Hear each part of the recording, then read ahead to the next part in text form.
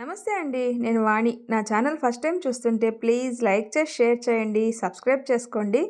ఈరోజు మనం స్వాతి సూర్యదేవర గారు రచించిన 'ఏమని చెప్పను' అనే ఒక మంచి కథను విందాం. ఆమె కన్నీళ్లు దుఃఖాన్ని చెప్పలేకపోతున్నాయి. తన చుట్టూ ఉన్న తన వాళ్ళంతా అవి నవ్వితే వచ్చే కన్నీళ్ళు అని భ్రమపడిపోతున్నారు. పైగా ఇంకా సంతోషపడుతున్నారు పాపం. కానీ తనకొక్కదానికే తెలుసు అవి మనసులో బాధ ముల్లులా గుచ్చుతుంటే వచ్చే కన్నీళ్ళని. హిమజ 24 ఏళ్ల యువతి. మధ్యతరగతి కుటుంబాల గురించి చెప్పేదేముంది? చదువు ఓ కొలిక్కి రాగానే ఎప్పుడెప్పుడు పెళ్లి చేసి భారం దింపుకుందామా అని చూస్తారు తల్లిదండ్రులు. అలా తనకి ఉన్న ఎన్నో కోరికలు, ఆశలు కాలరాస్తూ పెళ్లి చేసి అత్తవారింటికి పంపారు హిమజ తల్లిదండ్రులు. భర్త పేరు దినేష్. హైదరాబాదులో ఉద్యోగం. సంపాదన కూడా బాగానే ఉంది. పైగా వేరు కాపురం కూడాను. కొన్నాళ్ళు కొత్త పెళ్ళాం మురిపం అన్నట్టు బాగానే గడిచింది. 3 నెలలు 3 నాళ్ల ముచ్చటలా. ఇక అప్పటి నుండి తన అసలు రూపం బయట పెడుతూ వచ్చాడు దినేష్. చిన్న చిన్న వాటికే హిమజ మీద చేయి చేసుకోవడం, ఎదురు తిరిగి ఒక్క మాట అంటేనే తనని అనరాని మాటలతో నిందించడం, అనుమానించడం, అవమానించడం. ఇష్టం ఉన్నా లేకపోయినా హిమజపై తన కోరికలు తీర్చుకోవడం, తిరస్కరించిన తనపై దాడి చేయడం అతనికి దినచర్యగా మారింది. ఎందుకు ఇలా ప్రవర్తిస్తున్నారు అని కారణం చెప్పమని బతిమిలాడింది. అయినా దినేష్ నోరు విప్పలేదు. కేవలం అతని చెయ్యి సమాధానం చెప్పింది. అయినా ఓర్పు సడలనివ్వకుండా దినేష్ని మార్చడానికి తన వంతు ప్రయత్నాలన్నీ చేసింది. ఏవీ ఫలించకపోగా ఇంకా తన పరిస్థితి దిగజారిపోయింది. ఇక పెద్దవాళ్ల జోక్యం ఒక్కటే మిగిలింది. అది కూడా చెయ్యాలని అత్తగారితో మాట్లాడింది. కానీ అక్కడి నుండి కూడా తనదే తప్పు అన్న మాటలు తిరిగి సమాధానంగా వచ్చాయి. ఇక మిగిలింది తన తల్లిదండ్రులు. ఏమని చెప్పగలదు? ఇంకా పెళ్లి కావలసిన 2 కూతుర్ల గురించి ఆలోచిస్తూ సర్దుకు పొమ్మనే సమాధానం తప్ప నా బిడ్డని ఎందుకు బాధలు పెడుతున్నావు అని అడగడం చేయరు. అది తనకు బాగా తెలుసు. అందుకే తన జీవితం గురించి చెప్పి బాధ పెట్టలేక మిన్నకుండిపోయింది. ఏనాటికైనా భర్తలో మార్పు రాకపోతుందా అన్న పిచ్చి ఆశతో. అన్నిటికీ తెగించినట్టు చేస్తున్నాడు ఈ మధ్య దినేష్. వారించినా లాభం లేకుండా పోయింది. పైపెచ్చు దెబ్బలు లాంటివి బహుమానాలు అవుతున్నాయి తప్ప ప్రయోజనం ఏమీ లేదు. తాను మనిషినే, ఎన్నని ఓర్చేది? ఒక్క దెబ్బలైతే కాసేపు ఏడ్చి ఊరుకునేదేమో, 4 రోజులు భరించి అలవాటు అన్నట్టు ఉండిపోయేదేమో. కానీ అతను తన కోరికల పేరు చెప్పి తన శరీరం మీద చేసే సిగరెట్ల వాతలు, ఇంకా చెప్పలేని నరకం ఎంతో. ఒక్కొక్కనాడు అతని అకృత్యాలకు, వికృత చేష్టలకు తనకి లేవడానికి కూడా శరీరం సహకరించేదే కాదు. అంతలా నరకం చూపించేవాడు. ఇలా తన జీవితం సాగుతుండగానే చెల్లి పెళ్ళి అనే కబురుతో వచ్చారు హిమజ తండ్రి. వచ్చి రాగానే ఎలా ఉన్నావు అని కూతుర్ని అడగకుండా, అల్లుడు బాగున్నాడా?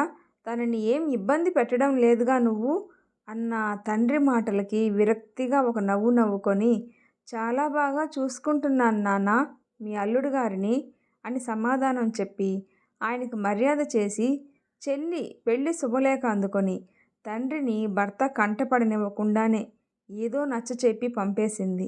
ఎక్కడ దినేష్ వస్తే తన కాపురం గుట్టు బయటపడుతుందో అని. దినేష్తో పడాల్సిన అవమానాలన్నీ పడి చివరకు ఒప్పించి చెల్లి పెళ్ళికి పుట్టింటికి వచ్చింది.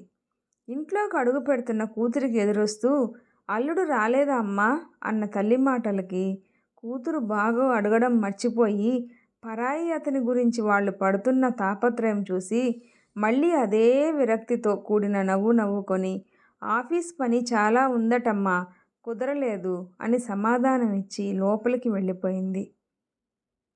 హిమజను చూసిన చెల్లెళ్ళిద్దరూ పరుగున వచ్చి అక్కని చుట్టేశారు. ఊపిరాడనివ్వకుండా కుశల ప్రశ్నలు వేసి వాళ్ళ ప్రేమనంతా వాళ్ళ మాటల్లోనే చూపించారు.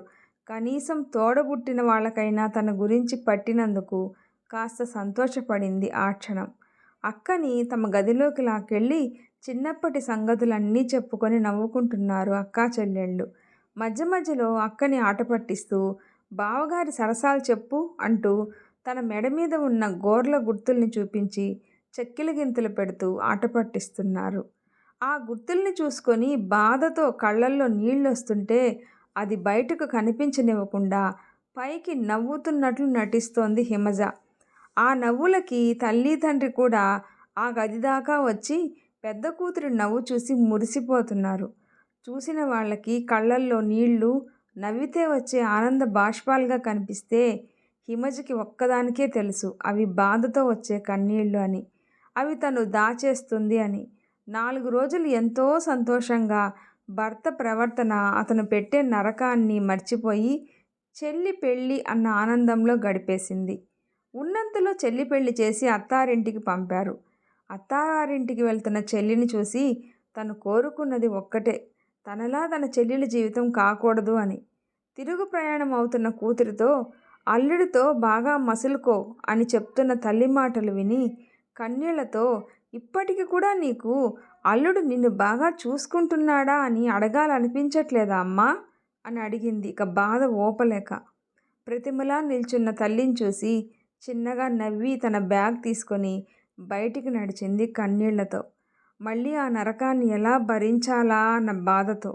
వెళ్తున్న కూతుర్ని చూసి ఎలా ఉన్నావు అని అడిగితే నువ్వు చెప్పే సమాధానం మమ్మల్ని కుదురుగా బ్రతకనివ్వదని నువ్వు వచ్చిన నాడే తెలుసు.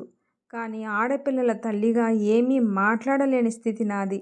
మమ్మల్ని క్షమించు తల్లి అని మౌనంగా రోదించింది హిమజ తల్లి. బస్సు కిటికీలో నుండి బయటికి చూస్తూ మళ్ళీ ఆ నరకంలో ఎలా బ్రతుకు ఈడ్చాలా అని మదనపడుతూ ఆలోచనల సుడిగుండంలో కొట్టుకుంటున్న తనకి ఫోన్ మోగిన శబ్దం వినిపించి తీసి చూసింది. ఏదో ఒక కొత్త నెంబర్ కావడంతో భయంగా ఫోన్ ఎత్తిన తనకి అవతల చెప్పిన మాటలు విని వరదలా పారుతున్న ఆమె కన్నీళ్లు దుఃఖాన్ని చెప్పట్లేదు.